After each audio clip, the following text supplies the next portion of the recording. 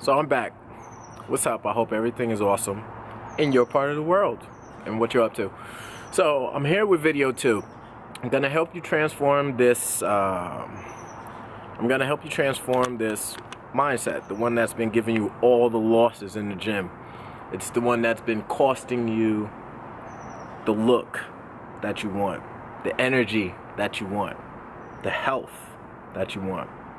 I'm going to take a look at changing that, and then I'm going to also introduce to you one of the things that I think is so good, so important, is the fact that we got to create a habit and we got to move some of your values around. So that's what video 2 is about. Let me just get right into it.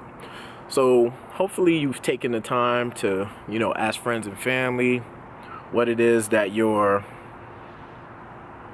who you are in the face of failure, like who you be, basically who you be. And that's getting to the root of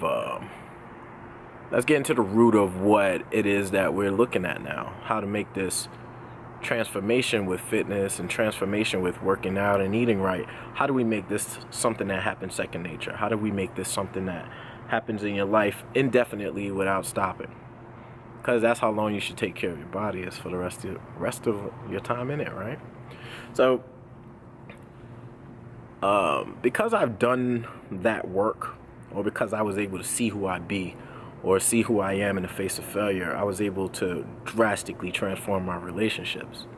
And by the way, if you pay attention to the stuff that I'm sharing with you, like the reason why I shared my life story and the reason why I've been able to do all of the things I've done, like put myself through college and go through the military and, make 6 figures year after year as a trainer and, really be successful, is because I'm able to do this work. So for you to become a regular with your health and with your fitness, you got to do the work. The mental work and the spiritual work in order to transform with just the body and the outcomes of how your body is and how you function in this world. So I took the time to do this work in an area of struggle for me. Now, the area of struggle that I tackled was my relationships.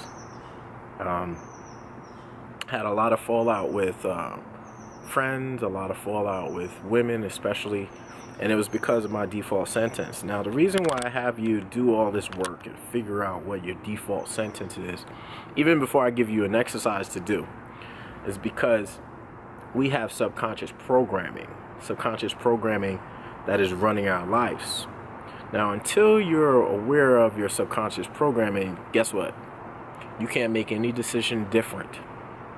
Now, because I know that I am in control, and because I know that to get people off my back, I say I can fix it. When I'm dating a woman, I'm in control.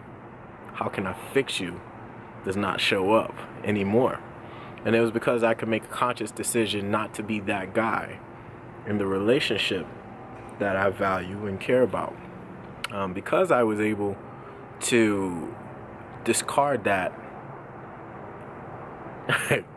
that default sentence in relationships, I now have one. I'm now engaged and I'm going to be married this year. And that all has to do with me getting to the root. So hopefully you get to see who it was that was showing up when it was time for you to go to the gym, who it was that was showing up when it was time for you to not eat that food, and who it was that gives you the excuses like, I'm too busy, I don't have time to exercise, I'll get to it later. That sentence made up all of those excuses. That's an excuse manufacturing sentence. So to overcome it, this is the secret. So you gotta say to yourself, all right, I know that I am control. What is it costing me? So if you're the person who becomes detached, or you're the person who says, I'll do it when I'm ready. Because some people become that in the face of failure. They're like, I'll do it the greatest when I'm ready. Well, how that manifests in the gym for them that if they're not ready, they're not going to go to the gym. You know, they're just not going to show up in a capacity that is enough for them to change their bodies and change their lives. So that's the fallout. So ask yourself, what is the fallout from your sentence? Once you figure out what the fallout is, you can dictate a new sentence that is based off of your old structure. So I'm in control in relationships for me, and also every other area of life that, you know, my childhood made me suck at. I had to see where control played a role. And so it's basically a whole life overhaul you're doing.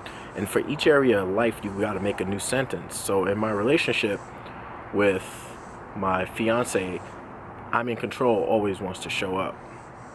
But I can choose to say we're a team and we make decisions together. So my sentence went from I'm in control to we are a team. And that's really important. So if in the gym you're the person who says, I'll do it when I'm ready, then by you saying the time is now, get you up off your ass to do what it takes for you to make it to the gym. So that's how you transform it. And every single time it is a gym time, you got to see your old self show up and then dictate who you'll be. Now I'm going to get a little woo-woo and a little metaphysical, but every single tangible thing that is here in this world, on this planet, was created by something intangible. So the camera that I'm speaking to you through right now was an idea in somebody's head, and then they put the components together, and then all the components got put together and manufactured, and then somebody fought for that idea. It went into production, and then now I have a camera. So the origin of that was the thought. The reason why we do a workout, there's an origin to why, you know, I bench press 200 and something pounds, 300 and something pounds. There's a reason or an origin, something that was intangible. Now you have to choose whether or not you're going to set your intangibles or you're going to let your intangibles be set by the world around us, which is tangible. So are you going to be the CEO and boss of your body and your life? Or are you going to let what's going on around you be the CEO and the boss of you? You know, I chose at an early age to live from a world of intention. To live from a world that a lot of people can't see, and one that I choose for myself. And that has made all the difference in my life. So there's two worlds. One is intentional, and one is survival based off of what's going on around you. Now, on a sheet of paper, if you can draw two circles that interlock like that, that would be good. That's called a Venn diagram. On one side, you're going to have the intention, you know, the intentional living. So let's say if I was doing one for the planet would want peace. The other side, the world that we're surviving in right now, is going to have war. Right? You can see a lot of disease and a lot of sickness in the survival side, and then you'll see a lot of health on the other side. Everybody wants wealth. That would be an intention. And poverty is something, that's the way that a lot of people are surviving. We're surviving in poverty. So as the world, you can do this easily for the world. But I want you to do this for yourself and in your life. What do you intend in your life for the next 5-10 years? And it takes practice, people.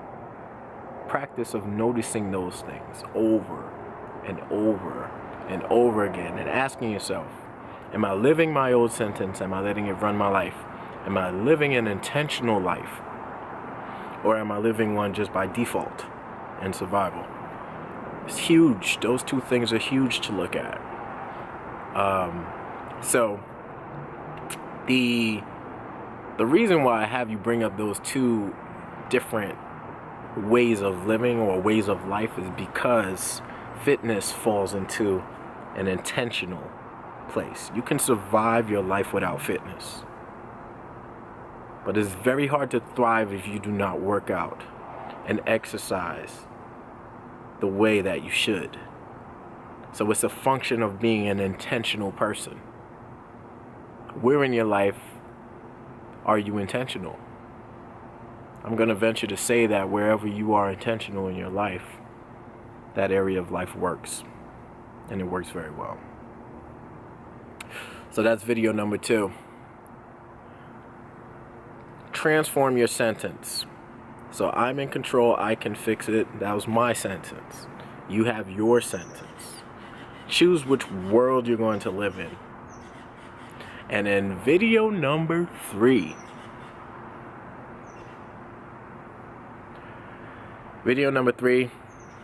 we work out. We intentionally work out. And I think that's something that's going to be great. I'm going to give you a back pocket workout. And we're going to talk a little bit more about value. Because a lot of people don't work out and exercise the way that they should just because they don't value it as much as they should. The conversation around fitness is that it's something you get to later. You get to yourself later. And everything else around the world gets your attentions and gets your energy. So we got the back pocket workout on video number 3. Let's get some, people. Very simple, very easy workout. Something you could do anywhere, anytime. And it doesn't call for a lot of equipment, it just calls for you. Looking forward to video number 3. It's fun stuff. Peace.